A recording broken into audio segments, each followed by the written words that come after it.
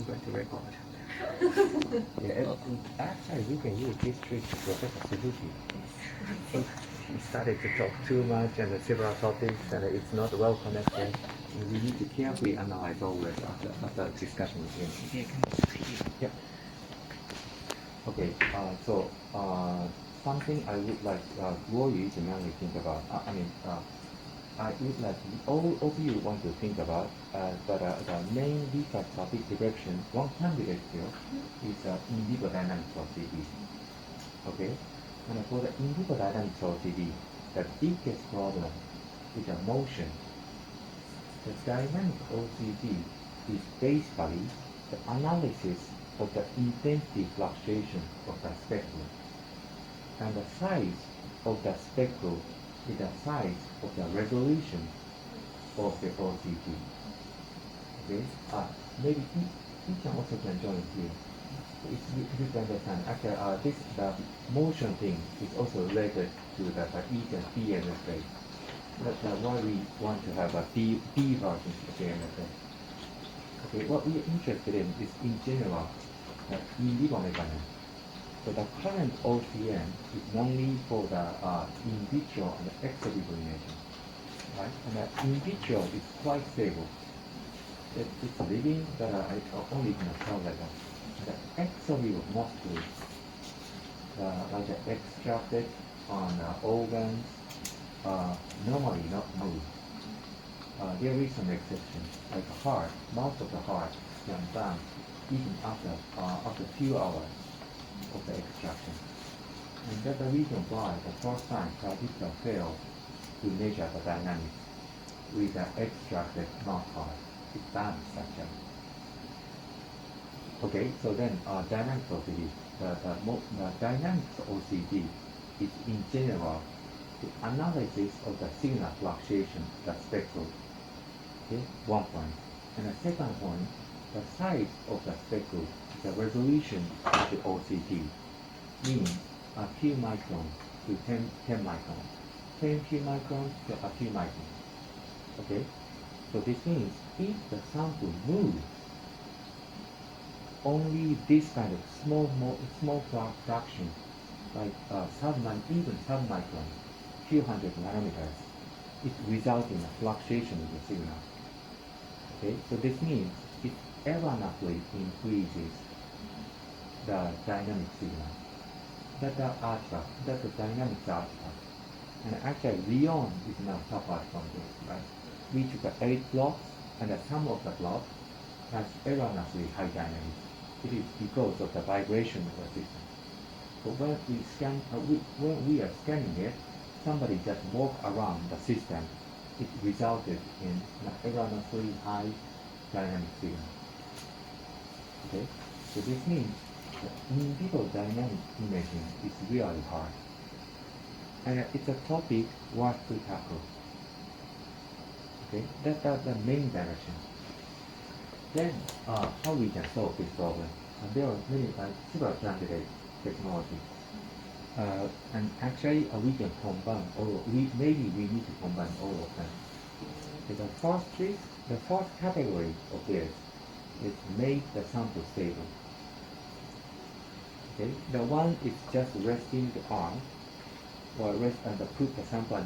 Like if you measure the mouth, maybe anesthesia might be better than keep it awake. Okay, if the mouth is awakened, they are just walking around. It's nearly impossible. But you can put some anesthesia on it to rest. But still, the heart bounce, and there is a respiratory. They take the breath, and also the heart bounce. Okay? You cannot sacrifice it because it's no longer it becomes invisible, right? That's the one point. But for some animals, we can stop the respiration or the bouncing tentatively, like a fish. In the case of zebrafish, it's rather easy. But tentatively, we can control the bouncing. Or like even the optogenetics. By using the optogenetics, we can tentatively stop the heart motion few seconds. but it's a kind of tough one. And optogenetics is one of the options, but for us, it's one of the last options. Okay, we need to modify the gene of the sample, and this means we can apply the gene. Okay. And then make the sample as stable as possible. And the easiest way is just put and rest. And the other way is, for example, you can check the other literature, but say on sucking, the vacuum sucking, put the pipe on it, and get a pump out the air, and then so you can suck up the tissue. So it becomes so even this the probe can be glued on. Okay, and also currently the lens is something like this, so totally free from the arm. But maybe you can put something like a cover on it and put on. It might be better than shooting a free. Okay, so there is this level of very small, say, tricks. But it is kind of doable even for the beginners.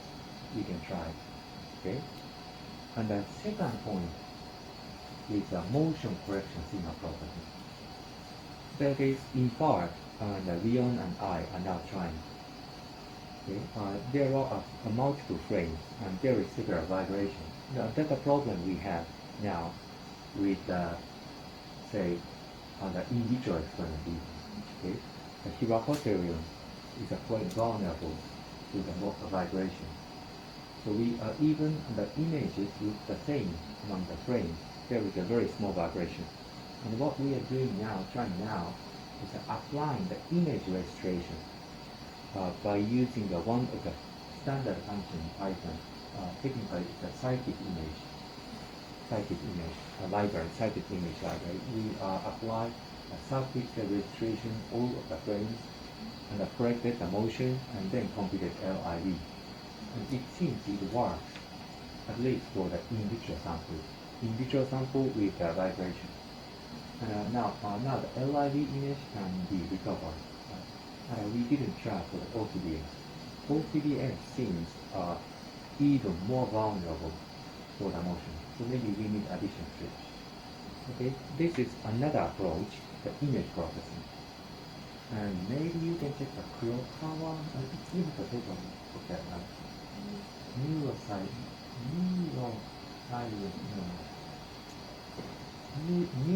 photonics, SPIE neural photonics. But anyway, you can give the paper to him. Okay, the Kurokawa, one of the lab member, ex-lab member here, is now he's working in Denver, in the Portland. No, Denver are in Portland. Okay, what he is, his work that is in Indiana University on that time. Okay, Bloomington. So in Bloomington, what he did is taking multiple volumes of the retina in a time sequence and then applied a very fine three-dimensional registration to the sequence of the human eye, living human eye, and then computed the dynamics. So it's a kind of heavy load of the computation, but it was successful. Okay, and you can check that paper. So this means, okay, this one is a second category, the image processing. Or the second category, narrow down. It's a registration and a motion correction. Post measurement motion correction is the second category of the approach. Okay, and the third category is modifying the dynamic OCT algorithm itself to make it less vulnerable to the motion.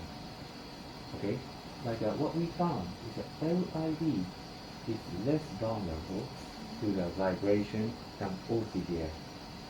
But we didn't check the V-lead, that nonsense doing, right? So I expect V-lead is as less vulnerable as the lead itself, LIV itself. Okay, then what the problem of LIV? It cannot quantitate the speed of the dynamics. Okay, OCDS can quantitate the speed of the dynamics. And as observing the several literature and also based on experience, speed of the motion is more clear fingerprint of the tissue activity. So this means some specific tissue activity is related with specific speed. Okay, like metabolism is slower than apoptosis. That is something we found. So we call it as a fingerprint. If there is a particular speed is associated with a particular activity, we can contrast a particular tissue activity, metabolism and a glucose metabolism. We didn't do it yet, but glucose metabolism, other WNT4 signaling, and say the apoptosis, necrosis. Okay, so this means what we are interested in is a more specific dynamic quantity to each activity of the tissue. That is the one of the directions we need to think about for the dynamic OCT. Correct? So then, from this perspective, the magnitude factor of the LID itself, is a magnitude-related contrast is not that much useful. By LID, we can see each part of the tissue is active, but we cannot specify which kind of activity, the tissue activity is occurring there. That's a problem. That's the reason why we are interested in the speed-related property, the speed-related contrast, and also the frequency-related contrast, like Footman is doing, the Lübeck Footman is doing. Okay, the frequency-related, spectrum-related component and speed-related component are quite similar. Right? So both of them are related to the speed. Frequency is a Fourier domain representation of the speed. That's the reason why the Fourier transform of the power spectrum is a correlation. Linear hinge intervals, right? So it's just a different approach, but both of them are trying to quantitate the speed-related factors of the dynamics. Okay? Then let me summarize the third category. Third category is to find before this. And then LID is sensitive to the magnitude and less vulnerable to the motion. Okay? The OCDS is sensitive to the speed. This is preferable than LID, but vulnerable, more vulnerable, and more prone, maybe prone is a better word, more prone to the vibration, weak for the vibration. Okay? So the OCDS is good, but bad for the vibration. And LID is stable, but I cannot quantitate the speed. And hence cannot be specific to a specific tissue activity. Okay, then how we can solve? V-lead. By using V-lead, we can extract the damping factor. So she reported last time, right? This week actually. Damping factor. Damping factor is computed from LID, but it represents the speed. Okay? So this one is the V-lead damping factor is a direct solution, an example of the direct solution. But the meaning of the category of the solution, it can be generalized as making a new contrast algorithm which is vulnerable to the motion, and less vulnerable to the motion, not prone to the motion. Okay, strong to the motion. That's the third category. So if you can come up with a new algorithm to compute the dynamics, which is less affected by the vibration, but can quantitate the speed of the motion, this way. Okay, that's the third category. And then the next approach is using simulation. Okay, by using the dynamic OCT simulator and the simulation, now Shunpei and Yen Fu are working together for this. We can predict what's going to be happening to each contrast if specific motion and a vibration are occurred together. Okay, so it's a fourth problem. So if we can carefully simulate several conditions, creation, maybe we can find out the method to correct it. Okay, so now Yenku and Shunpei are working for the fourth problem. Assume some specific vibration and specific dynamics and compute the dynamic OCT field. Okay, actually it cannot solve any problem. It's just a fourth problem. So this one is to say recreate the problem in hand. But a good point is if the problem occurs in the real world, we cannot know what is happening behind. So we have no chance to solve it. But if we have a clear simulator, we can regenerate the problem, and at the same time, we can know what's happening behind. So which kind of vibration occurred and what the real motion of the particles. So this means we have a one-to-one correspondence of them. So we can carefully, the first approach is we can carefully observe several patterns by human and can find out some way to correct it. Like if there is a vibration and a dynamic, it's only the summation, the signal, and these two are linear to the result. Okay? Maybe we can find out some static sample in the tissue and use it as a reference and measure the dynamics of it and can subtract it from all. But this kind of method can be used only if the signals are summational. But I think it is not, in reality, it is not summational, but it has a more complex relationship. But in any way, if we can regenerate the problem and we can find out even nonlinear relationship between these two are qualified, we have some chance to correct it. Okay?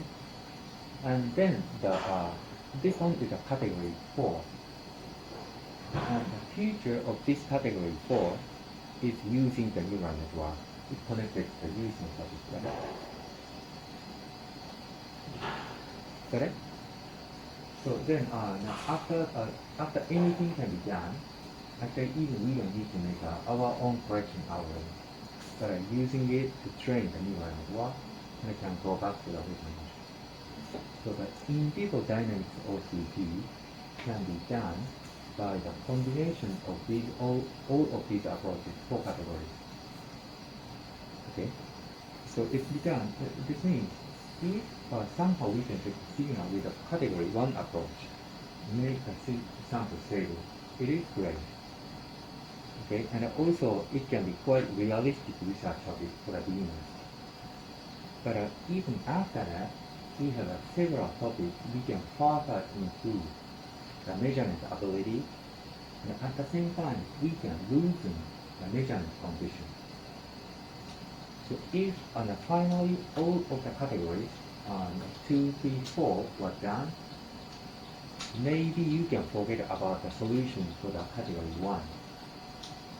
Maybe you can freely put the arm on the air and scan the OCT, and anything can be corrected there. In this case, even you don't need to glue the probe on the skin. Okay, so the category 1 is the first realistic approach, and we can start from this.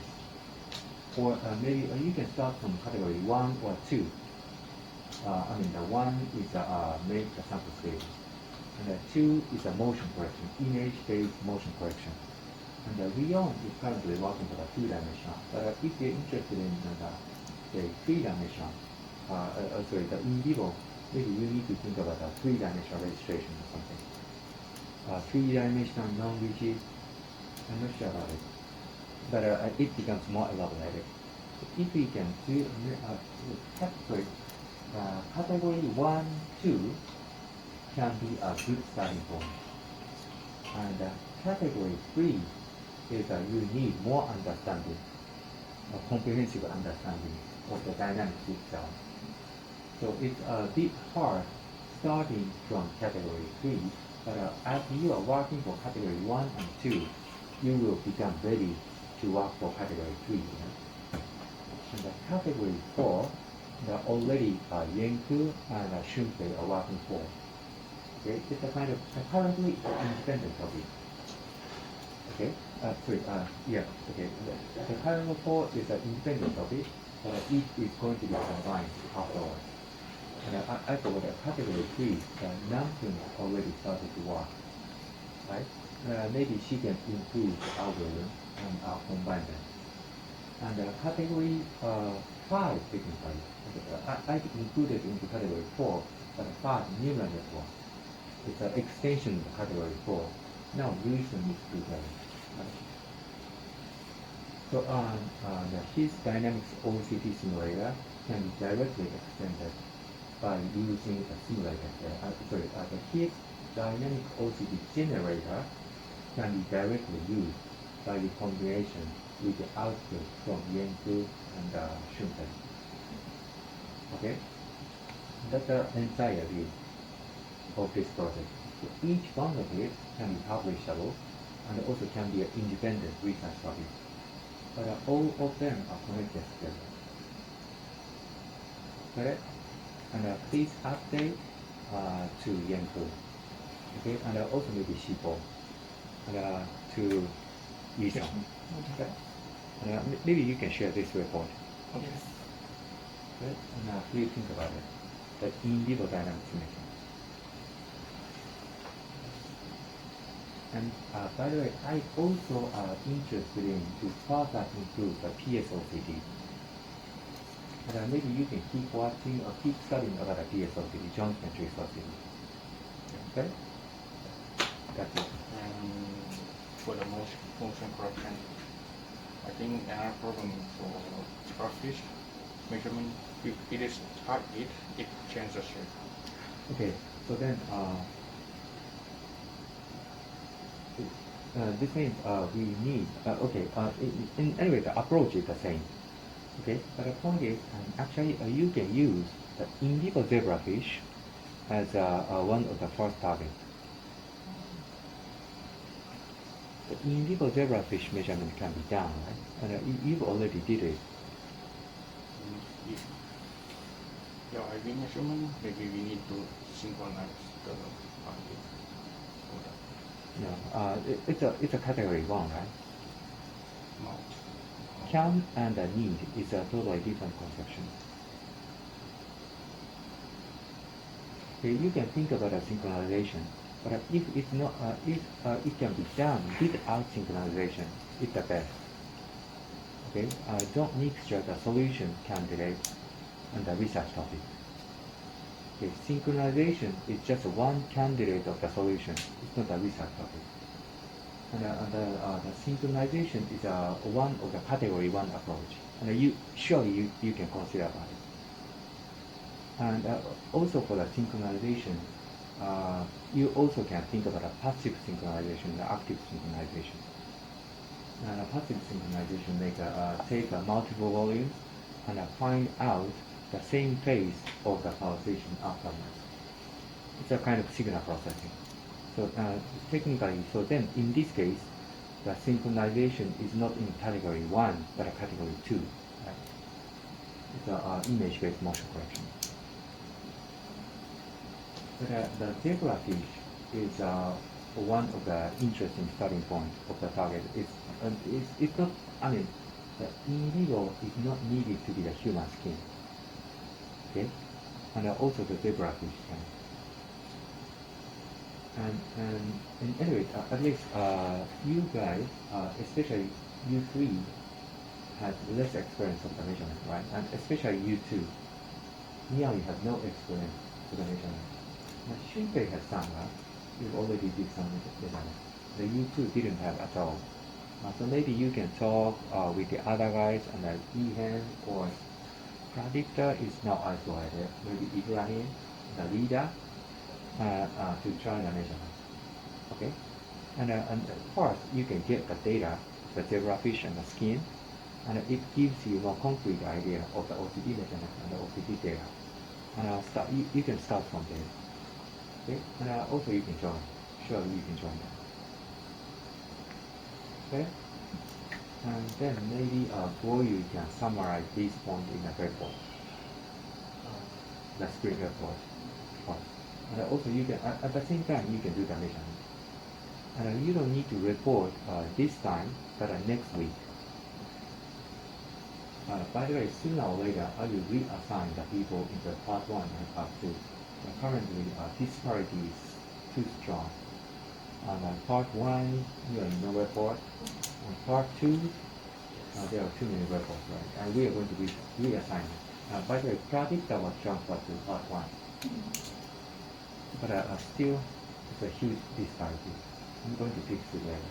But anyway, this time we don't need to report. It's too short. But the next time, next week, week after, Monday after the next Monday, you can report about it. Okay?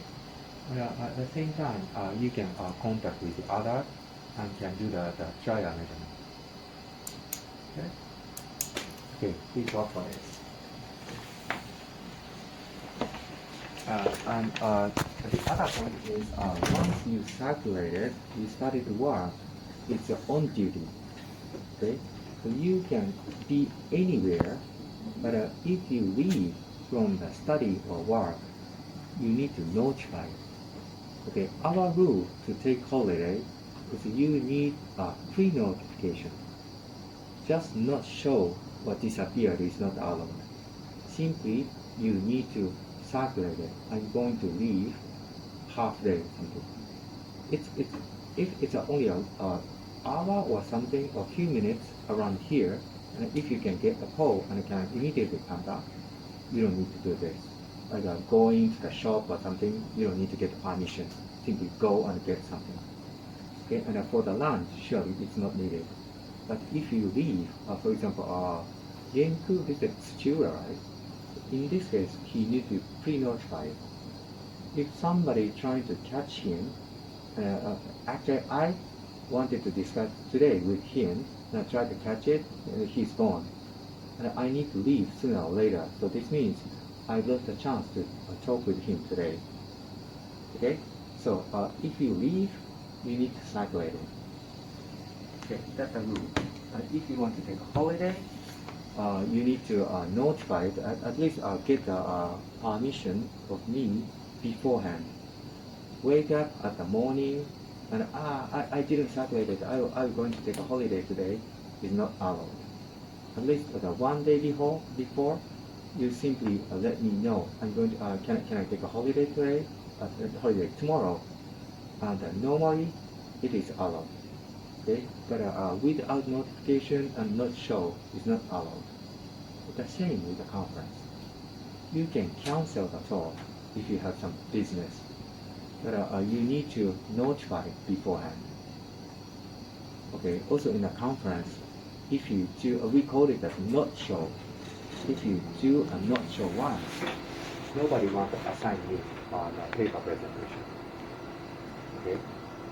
It's really troublesome for the conference organizers. Also not show. Okay? So I notify, circulate it beforehand. That's the rule. Okay? And Yenku is the first time of doing it, so it's not a problem, but I simply let him know, just be careful for the next time. Correct? Yep.